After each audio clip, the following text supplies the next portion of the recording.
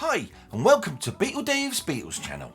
Today's video, well, it's all very hush hush. I'm going to be showing some Beatles bootleg LPs, so shh, don't tell no one and come and join me.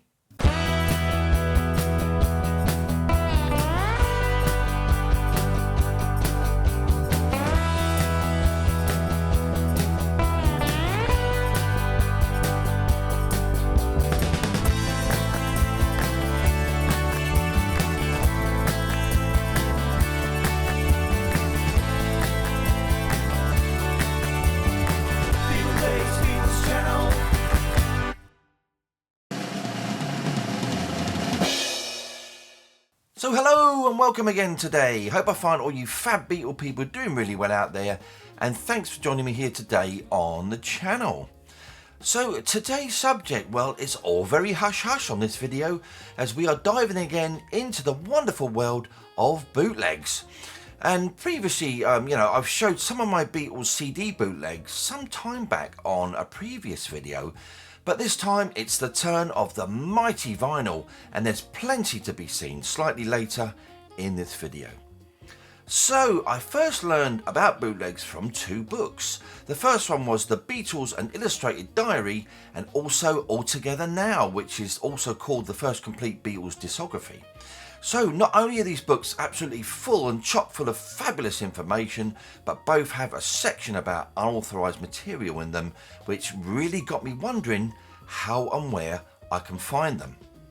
So my first bootleg experience actually was a record fair I went to in 1984 in Sidcup, and the two bootlegs I bought that day were Indian Rope Trick and a much better sounding bootleg called Snaps and Trax. Now, Indian Rope Trick, to be fair, was pretty much garbage with more outfakes than outtakes, but the Snaps and Trax LP actually had some reasonable outtakes within, and it was a much better quality record and sleeve. But you know, we've all got to start somewhere, and luckily for me and many others around the mid 1980s, bootleg quality began to get much better, and mainly because of John Barrett's cassette dubs. You know, then there was some amazing material which started to appear. So who was John Barrett? Well, he was an EMI engineer who, while dealing with his chemotherapy treatment, he was actually asked by Ken Townsend to go through, catalogue and make notes on every single Beatles tape that EMI held in their archive.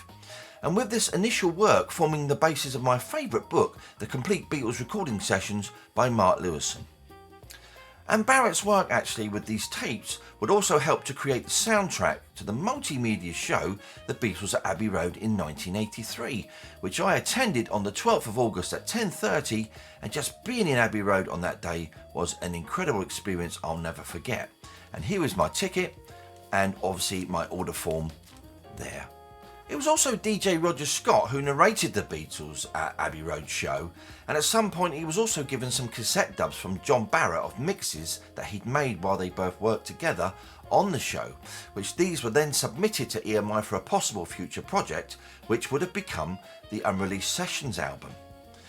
Now, Roger Scott actually used some of these tracks from these dubs in 1984 for a 12-hour radio show on the Beatles entitled Sgt. Pepper's Lonely Hearts Club Band, and it was this syndication that led to the NEMS bootleg Not For Sale, which I brought at a record fair in 1985, and I can tell you I was totally blown away with this album, and there it is. And Roger Scott actually also was diagnosed with stomach cancer, and apparently he sold the tapes to a German bootlegger for some extra funds before his death. Now, which in turn actually led to these outtakes being released on the Swinging Pig label as the Ultra Rare Trax CD and LP series. And with the release of the complete Beatles recording sessions just prior to the appearance of the Ultra Rare Trax series, both Mark Lewison and John Barrett, who died in '84, were names that were linked with the leaking of these tapes, you know, the unreleased material, which actually both parties were indeed innocent. So these were indeed exciting days as a collector and especially as a Beatles fan, so maybe EMI should have released the Sessions LP after all, though the Beatles themselves blocked it. But clearly all of the unauthorised releases forced EMI to release what we now know as the Anthology series, and that, as they say, is another story. Right, so some great stuff to come, so please hang around for that. It's going to be absolutely superb. But just before then though, it's time for... So yes, it's on to those fabulous old shout-outs, and it's a great big Beatle Dave hello to Abe from San Diego. How you doing, Abe? Paul Elliott, Zappa, Michael Rice, Neil Stroming, Beatle Dave the record collector. How you doing, Dave? Angie the Beatles girl, Apple Man, who's Elliot Ween from New York City, Somerset for Beatles vinyl, Anne Warner, RJ Araneta, Will C, Peter Zurib, get well soon mate, Stephen McVeigh, Brian Fossa from Argentina, how you doing Brian, and Alexander MacDonald. So that's a massive hi to all of you fabulous Beatle people from yours truly, Beatle Dave. Right, so now though, it's time to look at some fabulous bootleg LPs, so please come and join me.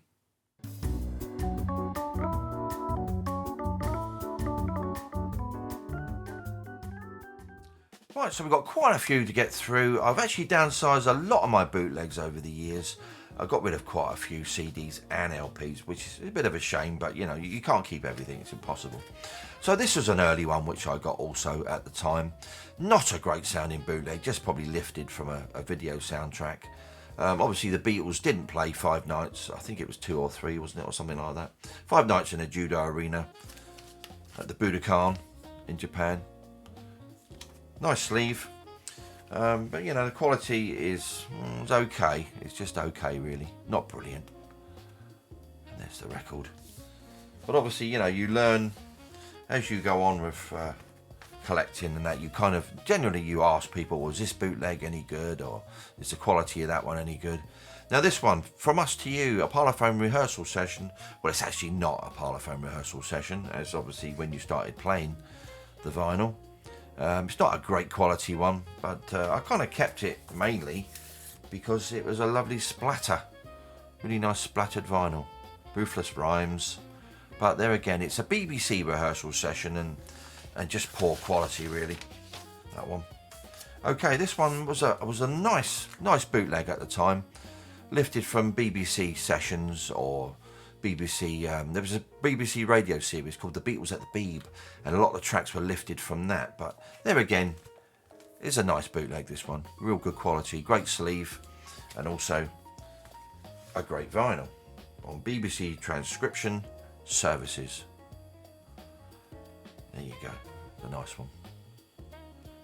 Right, on to another one, which is from Nems Records, Strawberry Fields Forever. This was a great bootleg at the time, and still is. Still a nice bootleg. Got some great tracks on there. You know, there's bits and pieces. Hey Jude, Tea Room Music, I'm the Walrus, Yeah Blues, Peace of Mind, It's All Too Much, and Barbara of Seville. Good quality one, this one. Really nice. As I said, on Nems Records. There we go. And another Nems one, which I got, as I said, in 1985 or thereabouts at a record fair, was Not For Sale, and this really did. I mean, this is incredible. This is kind of broke the mould. You actually got some fabulous tracks on here. One After 909, Cat's Walk, Bad to Me, How Do You Do It, Do You Want to Know a Secret, Leave My Kitten Alone. I mean, a lot of these tracks were from the dubs, John Barrett tapes, you know. If You Got Trouble, Shout, and the medley, Yes It Is, Paperback Writer, Your Mother Should Know, Birthday, it's a reference track or something, but I don't think that's, probably more of an out fake, that one. Goodbye, I've Got a Feeling, and I'm in Mine, and A Day in the Life. But there again, it was just fantastic at the time, that particular bootleg in the mid-80s. It was just kind of, you know, what was to come, if you like. And that's the Nems. I like that one because it's got like 4 little Beatles there. Good stuff.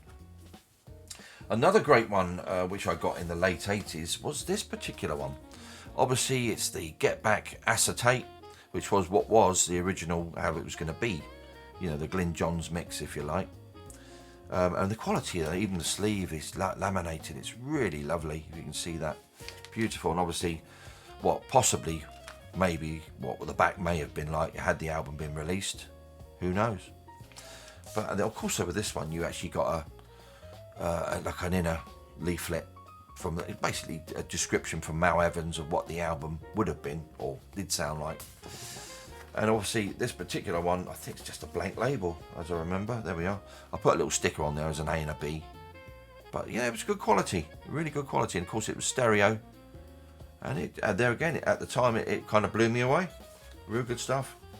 As indeed these next set of bootlegs, you know, was just set the benchmark. You know, it's incredible. This is really what, you know, bootlegging was about, really. This is the ultimate series at the time, with the amount of tracks you got on there, and there was session speech. It was incredible, you know, some of the tracks that we were starting to hear. And you know, the superb thing about these at the time as well was that they were lovely, lucid, coloured vinyls. Really, really beautiful stuff. And of course, that's volume 1. And on to volume 2 with more fantastic stuff. Can't Buy Me Love, There's a Place, Day Tripper, Misery, Leave My Kitten Alone. You know, it just went on. Norwegian Wood, Take 4.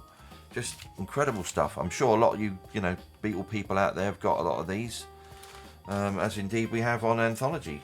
So, you know, once again, a beautiful translucent blue there. That one, really lovely. Beautiful stuff. So on to Ultra Rare Tracks, Volume 3. And once again, you got more of the same. You know, a lot of, you know, great unreleased tracks here. Ubla Di Ubla Da, Tomorrow Never Knows, Day in the Life, Yes It Is, Saw Her Standing There, Take 10, Not Guilty, Norwegian Wood, Take 1, which I love that one. Across the Universe, While My Guitar Gently Weeps, Ticket to Ride. Once again, you know, these bootlegs are just incredible. They just all come out and appeared at 88, 89. I think they're about 1988. Yeah, 89. I remember sort of around that period. I was reading about them, I think, in a Record Collector magazine, as I remember. And then, of course, I managed to get them in 89. And, you know, it was just incredible. There we are. That's the lucid sort of orange there. And, you know, and it was just unbelievable. The sound quality was just blown away. And it's no wonder why EMI just absolutely went, you know, berserk at the release of these albums, or certainly, you know, they were around.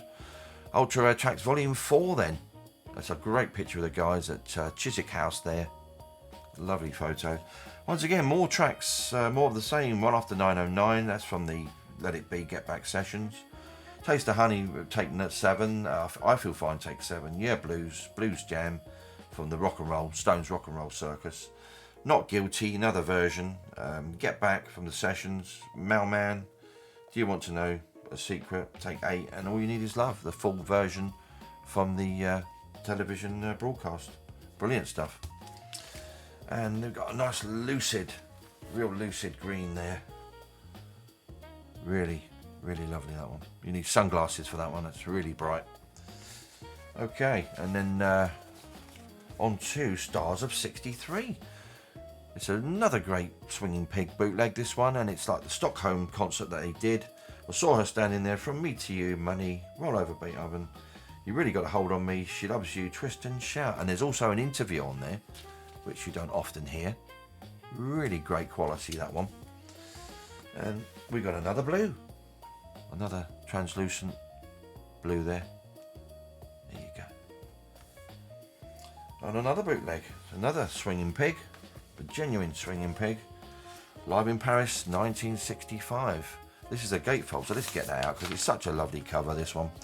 It's a really nice gatefold. Track listing. Both concerts they did there in Paris, 65. And as I say, this is a double. Lovely blue, slightly darker. And there's kind of the second one, they're good quality, that one, really good quality. The second one is kind of like an aqua, and like an aqua blue. Real nice, that.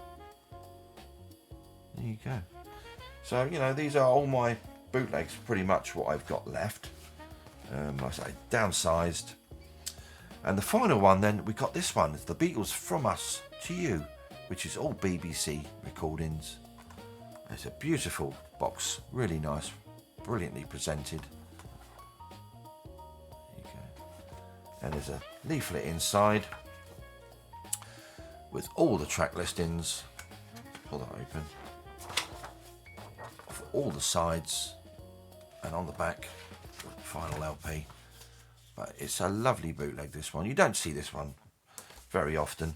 And there's like the inner sleeves that you would have got with the Swinging Pig releases as well. I've got them all in the records, really nicely, you know, presented. And there we are. That's the first record, like a greenish, marbly sort of effect there. Yeah, sort of greeny marble. Good quality, obviously, but obviously these come from the Beatles at the BBC radio show, which actually I've all got on, still got on cassette, which I transferred to mini disc, and it's fantastic quality. That there's a sort of green, another sort of green marble effect one there. Really good, really nice, really well presented. These. I know, you know, you can collect many bootlegs, but you've got to know what you're buying with these, because usually they're a lot more expensive than your normal albums, and you want to know what you're getting is good quality. But there's plenty of books out there on the subject of bootlegs and what they sound like, and you know, where the actual material comes from, etc. But there we are. That's all my bootleg LPs. There, that's it. That's the last one.